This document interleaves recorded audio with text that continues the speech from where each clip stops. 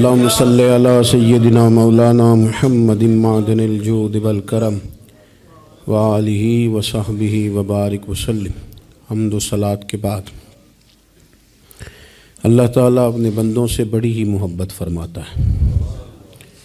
بغیر طلب کے، بغیر دعا کے رزق، مال، اولاد، صحت، عافیت، دوست، احباب، ماں باپ، یہ سب نعمتیں اللہ بغیر طلب کے بندوں کو عطا فرماتا ہے۔ اللہ تبارک و تعالی اپنے بندوں کے حق میں رحمت والے فیصلے کرتا ہے، درگزر والا معاملہ فرماتا ہے۔ جگہ جگہ قرآن مجید میں اللہ تعالیٰ نے اپنے بندوں پر رحمت کرنے کا ذکر فرمایا ہے۔ ان اللہ یغفر الذنوب جمیعا، فرمایا بے شک رب تمہارے سارے ہی گناہ معاف فرما دے گا، تم نا امید نہ ہونا، وہ معاف کر دے گا تمہیں۔ قرآن مجید میں فرمایا ان اللہ بالناس لرؤوف الرحیم، بے شک اللہ اپنے بندوں پر بڑا ہی مہربان اور نہایت ہی رحم کرنے والا، رؤوف اور رحیم ہے، بڑا مہربان ہے، کرم فرماتا ہے۔ اللہ تعالیٰ اپنے بندوں سے بڑا جلد راضی ہو جاتا ہے، وہ اپنے بندوں کو بہت زیادہ مشقت میں نہیں ڈالتا، وہ اپنے بندوں سے اپنی نعمتوں کا بدلہ نہیں چاہتا، بہت سخت مشقت والی عبادتیں نعمتوں کے بدلے نہیں چاہتا، وہ بڑی جلدی رحم فرماتا ہے۔ ماں پیار کرتی ہے اپنے بچے سے، لیکن وہ ناراض بھی ہو جاتی ہے بعض چیزوں پہ، بعض معاملات اس کا دل بھی دکھاتے ہیں، بعض جگہ وہ رو کے یہ بھی کہتی ہے کہ تو نے میری محبت کا کوئی نتیجہ نہیں مجھے دیا، میری ساری کمائی تو نے ضائع کر دی۔ والد بہت ساری جگہوں پہ ناراض ہوتا ہے، شکوہ کرتا ہے، کہتا ہے میری بیماریوں کی، پریشانیوں کی، بڑھاپے کی، کمزوریاں کا سبب بیٹے تو ہی بن گیا، یہ ساری تکلیفیں تو ٹھیک ہو جائیں تو میری شاید عمر بھی بڑھ جائے، صحت بھی ٹھیک ہو جائے، میں زیادہ دیر جوان رہ سکوں۔ ناراض ہوتے ہیں ماں باپ، اسی طرح ماں باپ راضی بھی ہو جاتے ہیں، وہ بڑی جلدی راضی ہو جاتے ہیں۔ میں اکثر کہتا ہوں کہ والد کو راضی کرنے میں 5-7 منٹ لگ جاتے ہیں، اماں تو 1.5-2 منٹ میں راضی ہو جاتی ہے۔ ابا جی کو 5-7 منٹ لگتے ہیں، کئی دفعہ کہنا پڑتا ہے، کوئی دلائل دینے پڑتے ہیں، لیکن والدہ کے لیے تو کچھ بھی نہیں، آپ نیرا جا کے پیروں میں بیٹھ ہی جائیں، کچھ بھی نہ کریں، آپ پورا روئیں نہ، رونے والا منہ ہی بن جائے تو اماں تو نرم ہی نرم ہے، جس وقت جو مرضی آپ کرا لیں ہو گیا۔ اللہ تبارک و تعالی بلا مثال و بلا تشبیہ سمجھانے کے لیے عرض کرتا ہوں، اللہ بھی بعض معاملات میں اپنے بندوں سے ناراض ہو جاتا ہے۔ وہ کہتا ہے میں تکبر کرنے والوں کو پسند نہیں کرتا، وہ کہتا ہے فسادی پسند نہیں ہیں، وہ فرماتا ہے کہ راہوں میں کجی کرنے والے پسند نہیں ہیں، وہ فرماتا ہے کہ بدعہدیاں کرو گے تو میں صبح قیامت تم سے سوالات کروں گا۔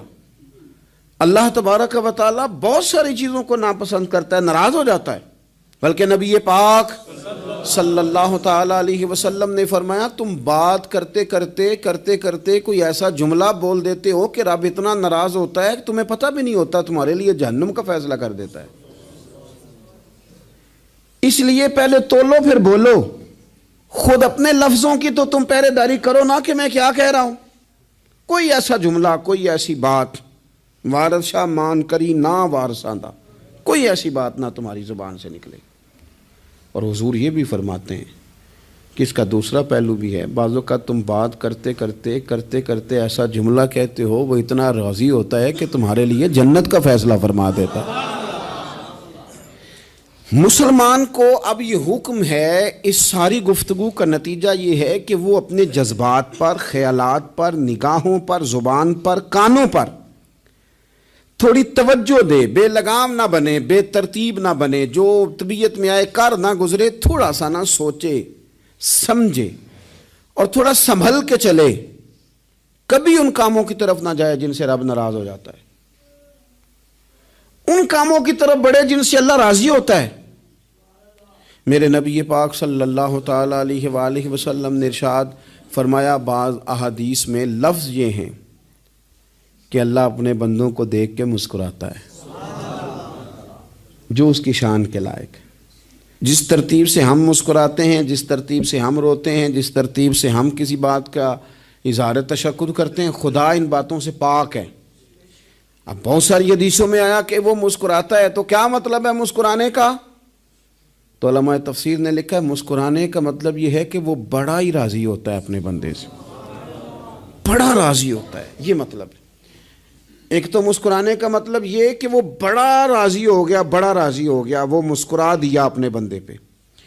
اور ایک اس کا معنی خود نبی پاک صلی اللہ تعالی علیہ وسلم نے بیان فرمایا، مسند امام احمد بن حنبل میں حدیث ہے، حضور سید عالم علیہ السلام سے صحابہ نے پوچھا یا رسول اللہ شہید تو بڑے لوگ ہوتے ہیں، شہیدوں میں افضل کون ہے؟ تو اللہ کے حبیب علیہ الصلوۃ والسلام فرمانے لگے وہ والا بندہ جو ڈٹ گیا تھا کافروں کے مقابلے میں، وہ ہلا نہیں، پوری طرح ڈٹ کے جو لڑا وہ شہداء میں افضل ہے۔ حضور فرماتے ہیں وہ جنت کے بالا خانوں میں سیر کرے گا اور رب اسے دیکھ کے مسکرائے گا، رب اسے دیکھ کے مسکرائے گا، اللہ تعالیٰ مسکراتا ہے اسے دیکھ کے۔ اور اگلے جملے میں حضور نے وضاحت کر دی، فرمایا جب رب دنیا میں کسی پر مسکراتا ہے نا تو اس کا معنی یہ ہے کہ قیامت میں پھر اللہ اسے حساب کوئی نہیں لے گا۔ جس پر اللہ دنیا میں مسکرا دیا اس سے کوئی حساب، تو وہ کام ڈھونڈنے چاہیے نا جس سے اللہ مسکرائے۔ ویسے کبھی ہم ایسا کرتے ہیں کہ نہیں کہ کسی کو راضی کیا جائے؟ یہ کام ہم کرتے ہیں کہ ہماری کمپنی کا جو سربراہ ہے وہ ہم سے راضی رہے، جس ادارے میں ہم پڑھاتے ہیں اس ادارے کا بڑا ہم سے راضی رہے، یہ کرتے ہیں ہم۔ اس کے لیے کچھ نہ کچھ ہیلے بہانے ہم کرتے ہیں، برادری، قبیلہ، علاقہ، بستی، لوگ کسی طریقے سے ہمارے ساتھ مطمئن رہیں، کرتے ہیں نا یہ سارے کام۔ اس میں تھوڑی مشکل بھی ہمیں آتی ہے لیکن کرتے ہیں، کیا کریں۔ گھر میں بھی کئی دفعہ ایسا ماحول بنانا پڑتا ہے۔ چلیں ایک اور میٹھی مثال دیتے ہیں، زیادہ سمجھ میں آئے گی۔ چھوٹا بچہ خوش رہے، آپ اس کے لیے محنت نہیں کرتے، وہ چھوٹا ہے، اس کو خوش کرنا فرض ہے ابا پہ، لیکن وہ کہتا ہے کہ میں نے موٹر سائیکل لینا ہے، چھوٹا ہے چلا ہی نہیں پائے گا، تو ابا پھر اسے راضی کرتا ہے، کہتا ہے بیٹے چھوٹا سائیکل لے لے، چل میں تجھے اڑانے والا جہاز لے دیتا ہوں۔ مقصود کیا ہے کہ اس کو ناراض نہیں کرنا، یہ روئے نہ، اس کا دل نہ ٹوٹے۔ ہو یارو سنو نا میں کیا کہہ رہا ہوں، اگر چھوٹے بچے کے لیے وہ چیزیں ڈھونڈتے ہو، میرے ابا جی نا اپنے نواسے کے لیے کھلونا لے کے آئے تو بچہ بڑا ہی کھیلا، تو ابا جی کہنے لگے لو پیسے پورے ہو گئے میرے، بچے کو پسند بڑا ہے نا، پیسے پورے کر چھڑے نے، دیکھو نا جی کتنا اس کو راضی ہوا ہے۔ تو انسان کیا کرتا ہے کہ کوشش کرتا ہے چھوٹا بچہ بھی ناراض نہ ہو، تو وہ چیزیں وہ ڈھونڈتا ہے کہ اس کو کیا پسند ہے، چاکلیٹ لے جاؤں، فلاں چیز لے جاؤں، آئس کریم لے جاؤں۔ تو ایک بچے کے لیے، گھر کے لیے، سربراہ کے لیے اتنی محنت کرتے ہو، تو وہ کام بھی ہمیں ڈھونڈ کے تلاش کرنے چاہیے نا جس سے رب راضی ہوتا ہے، اللہ راضی ہوتا ہے۔ بتاؤں وہ کون کون سے کام ہیں؟ نبی کریم صلی اللہ تعالی علیہ وسلم نے ارشاد فرمایا 3 لوگ ہیں جنہیں دیکھ کے رب مسکراتا ہے۔ یا رسول اللہ صلی اللہ علیہ وسلم وہ کون کون سے؟ تو محبوب فرمانے لگے ایک وہ بندہ ساری مخلوق سوئی ہے، آدھی رات ہے، رات کا پچھلا پہر ہے، اس نے اٹھ کے وضو کر لیا، مصلی پہ کھڑا ہو گیا خدا کی یاد میں، فرمایا اسے دیکھ کے رب مسکراتا ہے جو اس کی شان کے لائق ہے، مسکراتا ہے اللہ۔ یہ تو سونے کا ٹائم تھا، یہ تو گہری نیند آنے کا وقت تھا، رات کا پچھلا پہر، رات پوے تے بے درداں نو نیند پیاری آوے، تے درد منداں نو یاد سجن دی ستیاں وی آن جگاوے، اور ساون کی کالی راتوں میں جب بوندا باندی ہوتی ہے، وہ راتوں کو اٹھ اٹھ روتے ہیں جب خلقت ساری سوتی ہے، اللہ مسکراتا ہے۔ اور سننا میرے بھائی، میرے نبی پاک صلی اللہ تعالی علیہ وسلم فرماتے ہیں جب مسلمان نماز کے لیے صفیں بناتے ہیں نا، ترتیب لگ رہی ہوتی ہے، اب اللہ کی بارگاہ میں کھڑے ہوں گے، قیام کریں گے، رکوع کریں گے، سجود کریں گے، فرمایا جب مومن صفیں بناتے ہیں تو رب دیکھ کے مسکراتا ہے، مسکراتا ہے۔ کمال ہو گئے عروج بندگی کا، جب بندے کو دیکھ کے رب مسکرائے، خدا بندے سے خود پوچھے بتا تیری رضا کیا ہے، مسکراتا ہے۔ اور میرے نبی پاک علیہ السلام فرماتے ہیں جب مجاہد جہاد کے لیے صفیں سیدھی کرتے ہیں، آج تو یہ رب کے نام پہ مرنے ہی آ گئے، یہ صفوں میں کھڑے ہوں گے، ترتیب سے لڑیں گے، ترتیب سے گلا کاٹیں گے کافروں کا یا شہادت لیں گے، فرمایا جب جہاد کے لوگ صفیں بناتے ہیں تو رب انہیں دیکھ کے مسکراتا ہے۔ کتنے نصیبوں والا وہ بندہ ہے جسے دیکھ کے مسکرا دیا۔ او یار کبھی تیرا بیٹا تیرے سامنے مسکرائے نا چھوٹا تو تیرا دل باغ باغ ہو جاتا ہے۔ تیری ماں بیمار کسی ایک دن صحیح طرح ہنس پڑے تو طبیعت خوش ہو جاتی۔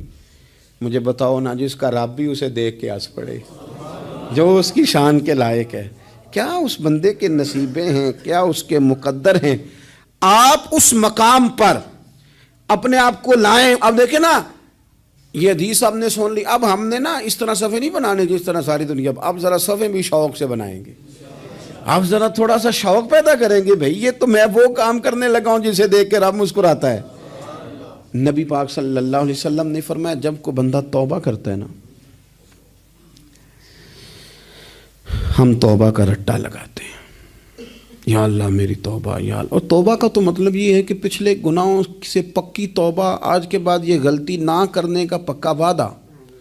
تو نے ساری شب برات رو کے گزاری ہے، بتا سویرے جھوٹ جوڑنے کا ارادہ ہے تیرا؟ آج کے بعد رشوت تو نہیں نہ لے گا، ملاوٹ تو نہیں نہ کرے گا، یہ توبہ ہے۔ اور اگر سارے کام اسی طرح کرنے تو پھر یہ توبہ کا رٹا ہے، تو جتنا مرضی لگاؤ۔ حضرت علی بن ربیعہ رضی اللہ تعالیٰ عنہ فرماتے ہیں میں مولا علی کے ساتھ تھا، مقام حرہ کی طرف جا رہے تھے، حضرت علی نے ہاتھ اٹھا کے دعا مانگی ہماری تعلیم کے لیے، ورنہ حضرت علی ہم صحابہ کو محفوظ عن الخطا تو مانتے ہیں نا۔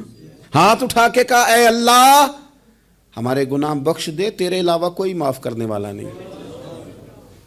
اور پھر حضرت علی آسمان کی طرف دیکھا اور دیکھ کے نا حضرت علی بن ربیعہ کو تو مسکرائے۔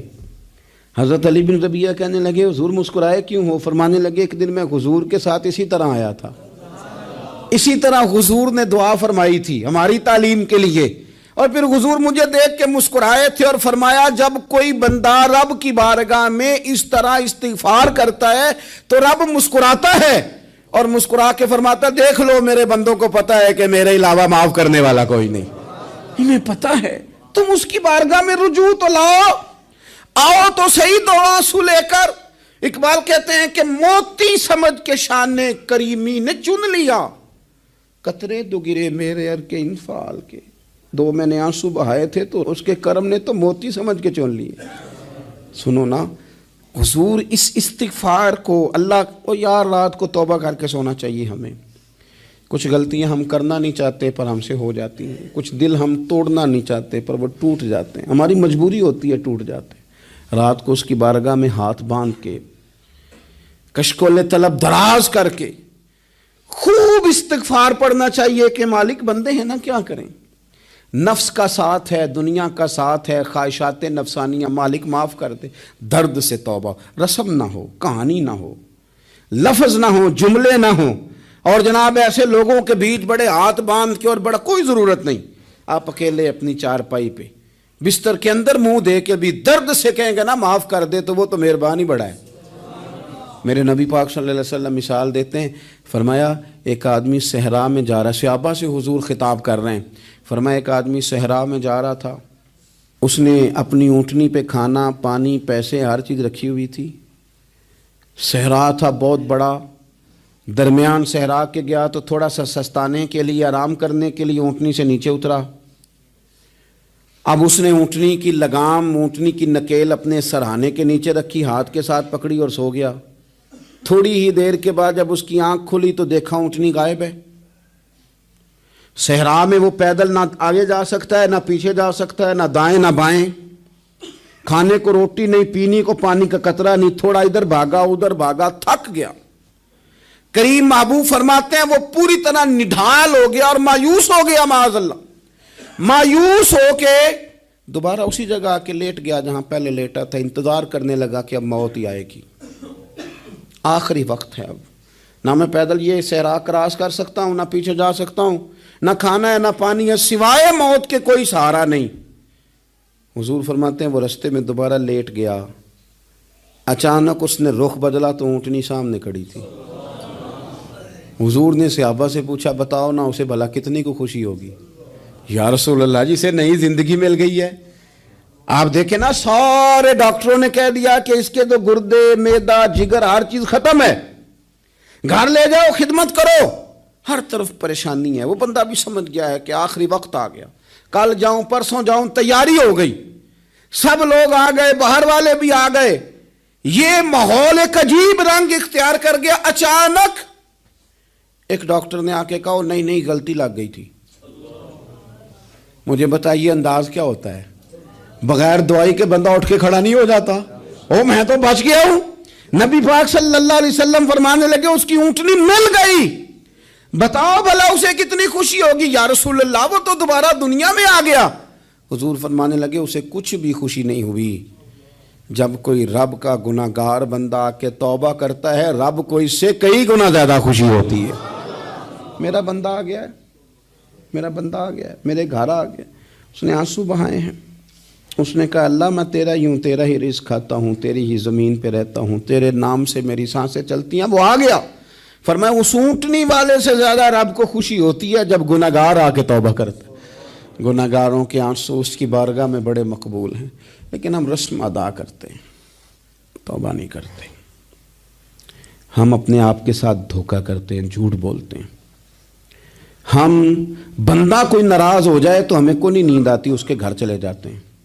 ہم اپنے سارے رشتوں کو, تعلقات کو مینٹین کر کے رکھنے کے عادی ہیں. ہمیں پتہ ہے کہ وہاں میں نہیں جا سکا تو بیٹا بھیجتا ہوں, فلاں شادی پہ میں نہیں جا سکا تو بھتیجا بھیجتا ہوں, بھائی بھیجتا ہوں. ہر تعلق کا ہم نے خیال رکھا کوئی روٹھ نہ جائے. لیکن کمال ہے نا, یہ نہیں سوچا کہ اگر رب روٹھ گیا تو, جب وہ روٹھ جائے نا تو سارے رشتے بھی بندے کے پاس موجود ہوں تو کوئی کارآمد نہیں ہوتا. پھر کروڑوں روپیہ جیب میں ہوں تو ڈاکٹروں کی دوائیاں اثر نہیں کرتی. وہ روٹھ جائے تو پھر انسان اس طرح سے پھسلتا ہے کہ بڑے بڑے اس کے پاس دروازے ہوتے ہیں پر کسی جگہ اس کا ہاتھ نہیں لگتا. خدا را خیال کریں, دنیا روٹھتی ہے تو روٹھ جائے, رب رسول ناراض نہ ہونے پائیں, اس کا خیال کریں. حضور فرماتے ہیں وہ مسکراتا ہے, اسے خوشی ہوتی ہے جب کوئی اس کا بندہ اس کی طرف رجوع کرتا ہے. میرے عزیزو, رسول پاک صلی اللہ تعالی علیہ وسلم نے ان لوگوں کے تذکرے کیے جنہیں دیکھ کے رب مسکراتا ہے. ہم نا گناہگاروں پر بھی فتویٰ دینے میں جلدی کرتے ہیں اور نیکی پر بشارت دینے میں بھی جلدی کرتے ہیں, حالانکہ یہ ہماری ذمہ داری نہیں. پتہ نہیں اللہ تعالیٰ کس کو کب توفیق توبہ دے کے اپنے قریب کر لے, لیکن بڑی جلدی ہے, بڑی جلدی فتویٰ دینے میں. اور یہ فتویٰ صرف مفتیوں کا نہیں رہ گیا, یہ میری طرح کے, آپ کی طرح کے ڈھیروں لوگ ہیں جنہوں نے جیبوں میں فتوے ڈالے ہوئے. بھئی آپ نے کیوں ذمہ داری لے لی ہے جنت میں داخل کرنے کی اور نکالنے کی؟ یہ تو میرے رب کریم کا کرم ہے, وہ جس کو چاہے جب چاہے جتنا چاہے عطا کرے. لیکن کچھ لوگ نا بڑے پکے ہو گئے ہیں کہ شاید جو میں سوچ رہا ہوں وہی درست ہے.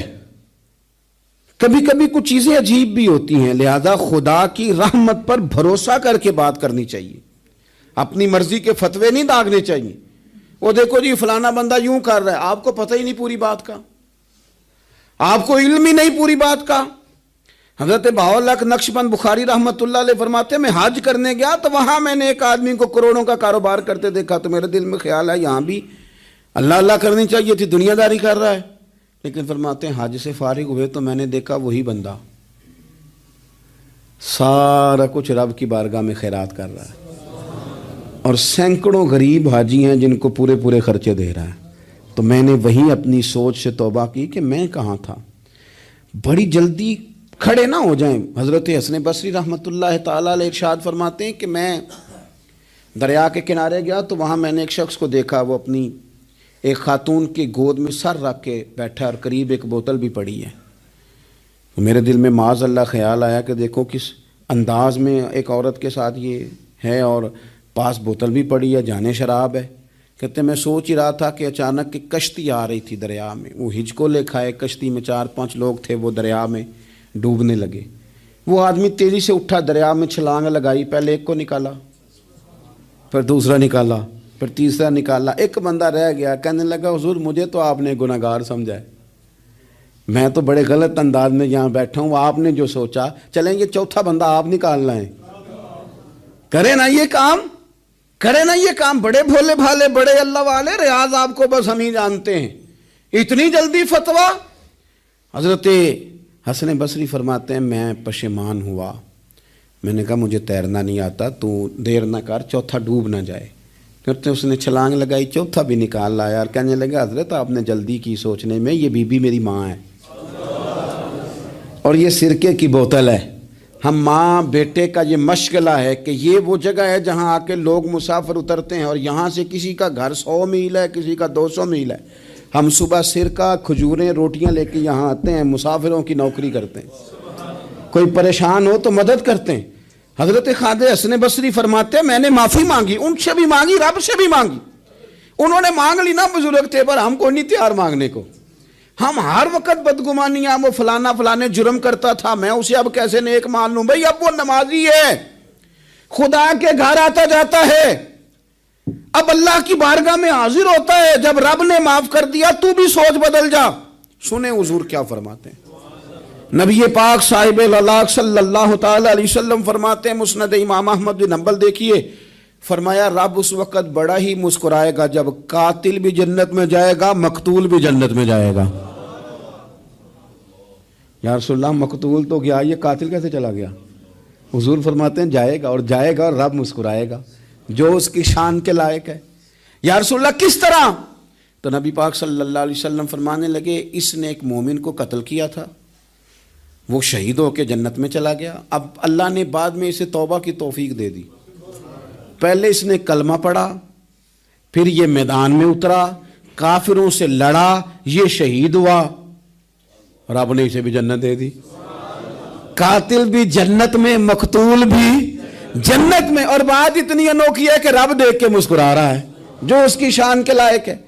ہم جلدی میں ہیں، ہم انتظار نہیں کر رہے کہ شاید توبہ کر جائے، ہم انتظار نہیں کر رہے، لیکن میرے عزیز اتنی جلدی نہ کریں۔ سوچوں کا صاف ہونا، ذہنوں کا پاک ہونا، اور لوگوں کے بارے میں گمان کا اچھا ہونا۔ آپ کسی نفسیات کے ڈاکٹر کے پاس چلے جائیں، اسے کہیں ٹینشن بڑی ہے، میں ان کے مضامین پڑھتا رہتا ہوں، وہ سب سے پہلا سبق آپ کو یہ پڑھائیں گے کہ اچھا سوچا کریں۔ اچھا سوچنے سے بندہ تندرست رہتا ہے۔ کس سے بندہ تندرست رہتا ہے؟ ہیں جی واقعی، یعنی اس والے پڑوسی کے بارے میں بھی اچھا سوچنا ہے، گھر میں اس والے کے بارے میں بھی، چھوٹے بھائی کے بارے میں بھی اچھا سوچنا ہے، اور بڑے کے بارے میں بھی اچھا ہی سوچنا ہے۔ یعنی اپنی برادری قبیلے کے بارے میں بھی اچھا سوچیں، جو قبیلے کا نہیں اس کے بارے میں بھی چلیں تھوڑا سا اچھا سوچ لیں۔ اپنے بارے میں تو اچھا سوچا ہے بڑا، میں کہتا ہوں کہ ہم اپنی غلطیوں سمیت اپنے آپ سے بڑا پیار کرتے ہیں، اور دوسرے کی ایک غلطی نظر آ جائے تو ہمیں گھین آنے لگ جاتی ہے۔ آپ جلدی نہ کریں، مالک نے موقع دیا ہے بندوں کو، نہ وہ کسی کا رزق چھین رہا ہے، نہ سانسیں چھین رہا ہے، وہ اپنی زمین پہ چلنے بھی دے رہا ہے، رہنے بھی دے رہا ہے، تو جب اس نے موقع دیا ہے آپ بھی تھوڑا موقع دیں۔ اللہ بڑا کریم ہے، دروازے کھولے گا، اس کے بندے اس کی بارگاہ تک پہنچیں گے۔ بدگمانیاں، اور پھر بدگمانیوں کا عروج، اور اس لیول تک جا کے بات کر دینے کا جہاں سے خوف آئے کہ یار یہ بات نہیں کرنی چاہیے تھی۔ رسول کائنات سرور دو عالم صلی اللہ تعالی علیہ وسلم فرماتے ہیں کہ اللہ مسکراتا ہے۔ دیکھو ہمارے ہاں نا ایک اور بھی مسئلہ بن گیا ہے، میں نے کچھ لوگوں کو نا پکا، میرے پیارے ہیں، محبت ہے مجھے، تو میں چونکہ آپ میری کلاس ہیں، میں مشاہداتی اور تجرباتی باتیں بھی کر لیتا ہوں، اسی کی روشنی میں کئی دفعہ گفتگو بھی تیار کرتا ہوں۔ کچھ لوگوں نے نا پکا ذہن بنا لیا یہ کہنے کا کہ ہاتھ بڑا تنگ ہے، پکا، آپ جس وقت پوچھ لیں ان کا ہاتھ اور بڑا ہی زیادہ تنگ ہے۔ آپ یقین کریں، بہن کا جو خامند ہے وہ کہہ رہا ہے جا حصہ لے کے آ، تیرے بھائیوں کی کمائی تو نہیں، تیرے ابا کی ہے، لے کے آ۔ وہ بیچاری اس کی منتیں کر رہی ہے، کہتی ہے اگر جاؤں گی نا تو وہ کہیں گے حصہ لے جا، آج کے بعد ہمارے گھر نہ آنا، میرا دروازہ نہ بند کرو، مہربانی کرو۔ اور بھائی سے بات کرتی ہے تو کہتا ہے ہاتھ ہی بڑا تنگ ہے، جب ٹھیک ہوگا تو دے دوں گا۔ نہ کریں یہ ظلم، ہمارے اپنے تڑپتے رہتے ہیں اور ہماری دولتیں اندر پڑی رہتی ہیں، ہمارے اپنے چھوٹی چھوٹی ضروریات کے لیے پریشان ہوتے ہیں، لیکن ہم بڑے بڑے بہانے ہیں ہمارے پاس، کہتے ہیں یہ نکما ہے، یہ نکھٹو ہے، یہ کام نہیں کرتا، اس میں فلانا ہے، بے فلانا ہے، بلہذا میں نے نہیں ساتھ چلنا۔ اظہار جب آپ کے اندر پیدا ہوتا ہے نا، اظہار جب کسی کے لیے آپ حساس ہوتے ہیں تو آپ کو بھی سرور حاصل ہوتا ہے۔ نہ کریں یہ کام کہ آپ کو اللہ نے وسعت دی ہے اور ہر وقت آپ ہاتھ تانگ ہونے کا رونا رو رہے ہیں، ہر وقت آپ یہ کہہ رہے ہیں میں بڑی آزمائش میں ہوں، جب خدا نے آپ پہ نہیں ڈالی تو اتنے جھوٹ بولنا صرف اس لیے کہ میرے پیسے بچ جائیں، صرف اس لیے کہانی سنانا کہ حالات میرے بڑے خراب ہیں کہ کوئی بندہ میرے سے کوئی تھوڑا بہت قرض نہ مانگ لے۔ سنو، نبی پاک صلی اللہ علیہ وسلم کے پاس مہمان آ گیا، بخاری مسلم ہے، حضور نے ازواج مطہرات کے گھروں میں پیغام بھیجا، کچھ چیز ہے ضیافت کے لیے؟ یا رسول اللہ کچھ بھی نہیں، یہ دو جہاں کے شاہ ہیں اور پاس کچھ رکھتے نہیں، دو جہاں کی نعمتیں ہیں ان کے خالی ہاتھ میں۔ یا رسول اللہ کوئی چیز بھی نہیں۔ حضور نے صحابہ کے مجمع پہ نظر ڈالی، یا رسول اللہ صلی اللہ علیہ وسلم حکم ہو، تو حضور فرمانے لگے تم میں سے کوئی بندہ ہے جو اسے گھر لے جائے روٹی کھلائے؟ ایک صحابی اٹھے فوراً، حضور میں لے کے جاتا ہوں کھانا کھلاتا ہوں۔ فرماتے ہیں میرے گھر میں صرف بچوں کا کھانا تھا، یہ نہیں کہ فریزر بھرا ہوا ہے نعمتوں سے، صرف بچوں کا کھانا، یہ نہیں کہ کسی کو دیکھ کے اپنی ہنڈیا پہ برتن دے لیا، صرف بچوں کا کھانا۔ کہتے ہیں گھر گیا، بیوی سے کہا کیا کیفیت ہے؟ کہنے لگی بچوں کی روٹی ہے۔ میں نے کہا بچے سلا دے، صبح ناشتہ کر لیں گے۔ تو کہنے لگی آپ کیا کھائیں گے؟ تو میں نے کہا نہ میں کھاؤں گا نہ تو کھائے گی، مہمان جو نبی پاک کا ہے۔ کہا اچھا، اب ذرا تجویز دیکھو میاں بیوی کی سوجھی آپس میں۔ کہتے ہیں کھانا لگا دینا، کیونکہ ایک آدھ بندے کا کھانا ہے۔ اپنی غربتوں کا ہر جگہ اظہار کرنا، رونا رونا، یہ دیکھو غربت کیسے چھپائی جا رہی۔ اس کو کہا نہیں کہ چل تو تھوڑا رحم کھا، تو آیا ہے تو تھوڑا رحم کھا، یہ نہیں کہا اٹھ کے نا تو کھانا رکھنا اور اٹھ کے نا چراغ ٹھیک کرنے کے بہانے بجھا دینا۔ ہم دنیا والوں کے سامنے کیوں اپنے دکھ بیان کریں؟ ہم جو کہیں گے رب رسول کی بارگاہ میں کہیں گے۔ تو نا چراغ ٹھیک کرنے کے بہانے، اہلیہ اٹھی، کھانا دینے کے بعد چراغ ٹھیک کرنے کے بہانے بجھا دیا۔ خامد بھی ہاتھ چلاتے رہے، بیوی کبھی برتن رکھتی کبھی اٹھاتی، پتہ چلے کہ کھانا کھا رہے ہیں، کھانا کھایا جا رہا ہے۔ کہتے ہیں مہمان پیٹ بھر کے کھانا کھا گیا۔ یہ کام ہوا رات کے اندھیرے میں، اس وقت ہوا جب چراغ بھی بند تھا، اس وقت ہوا جب کوئی دیکھنے والا نہیں تھا، کسی پڑوسی کو بھی خبر نہیں تھی۔ فرماتے ہیں صبح کے اجالے میں اس مہمان کو لے کے مسجد نبوی میں نے قدم رکھا تو نبی کریم نے فرمایا رات جو تم نے کام کیا ہے نا، اسے دیکھ کے میرا رب بڑا مسکرایا ہے، اللہ بڑا مسکرایا ہے۔ اللہ تر دامنی پہ شیخ ہماری نہ جائیے، ہم دامن نہ چھوڑ دیں تو فرشتے وضو کریں۔ یہ شان ہے صحابہ کی۔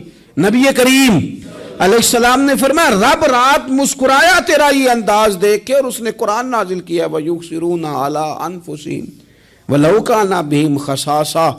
کچھ لوگ وہ ہیں جنہیں بڑی بھی ضرورت ہو تو دوسروں پر اثار کر دیتے ہیں، قربانی دے دیتے ہیں۔ رب مسکرایا ہے، اندر پیسے رکھے ہوئے ہیں، اندر پیسے رکھے ہوئے ہیں، اور بہن آ کے منت کر رہی ہے کہ بھائی حالات بڑے خراب ہیں، تھوڑی سی مہربانی کر۔ تو کہتے ہیں بہن پردہ ہی ہے بس، کیسے بتاؤں تجھے حالات، تجھے کیا بتاؤں کام کتنی مشکل سے چلتا ہے، یہ پردہ یہ بس۔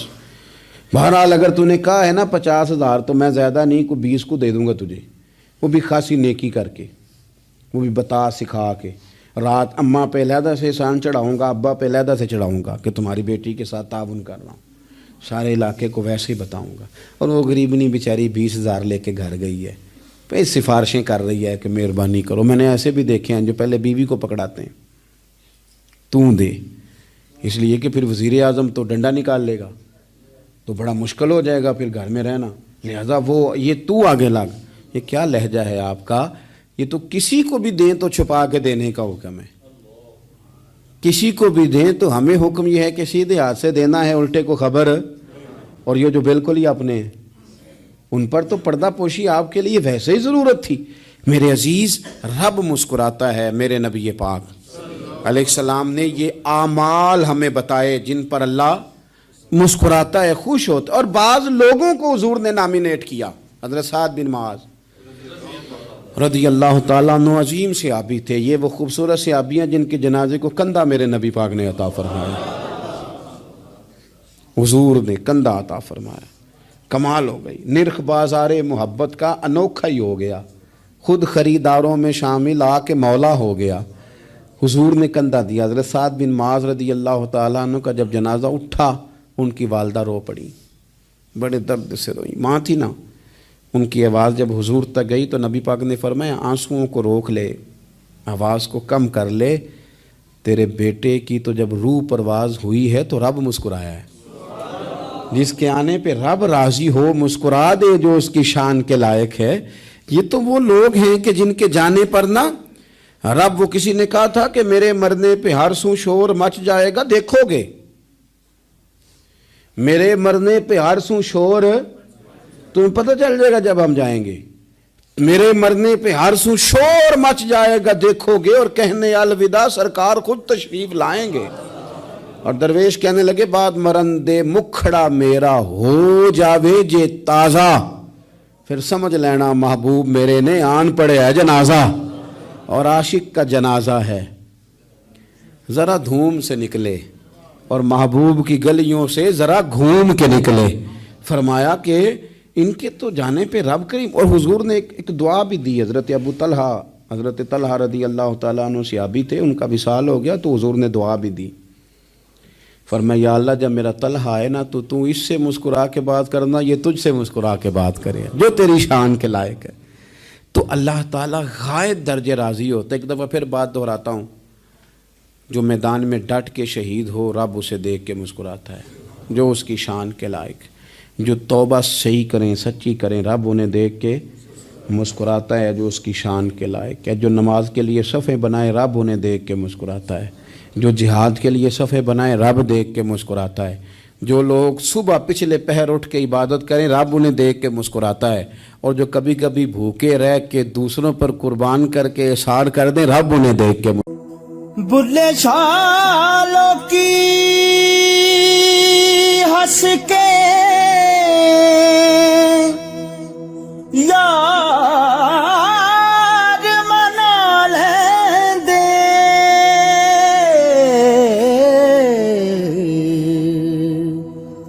تے ساڈا رونا بھی نہ منظور ہویا، منظور ہویا۔